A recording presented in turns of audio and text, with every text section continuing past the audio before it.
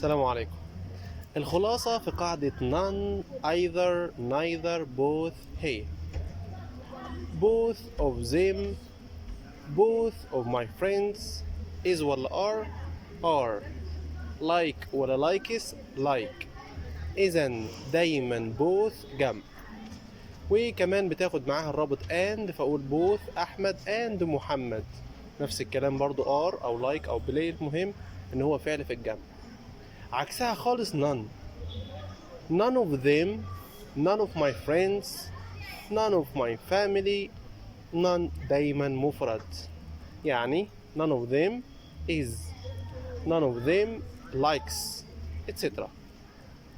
either و neither في النص بقى، يعني ممكن تلاقيهم شوية جمع وشوية مفرد على حسب اللي بعد or و nor. لو اللي بعد or و nor جمع هيبقى الفعل في الجمع، لو اللي بعد or و nor مفرد هيبقى الفعل مفرد. طب يا مستر لو مفيش or و nor خلاص دايما مفرد، بمعنى لو قلت neither of them is، either of my friends is أو likes أو plays، المهم فعل مفرد.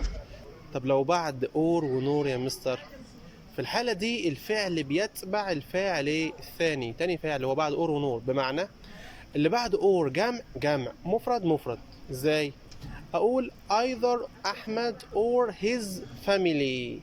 في الحالة دي his family هنا جمع، فهاخد are او play الفعل في المصدر، يعني المهم يكون او have الفعل جمع. both دايما جمع، none دايما مفرد، either و neither لو هما لوحدهم دايما مفرد، لو معاهم or و nor هيبقى اللي بعدهم لو جمع هنقول جمع، لو مفرد هنقول مفرد. خلاص كده، السلام عليكم.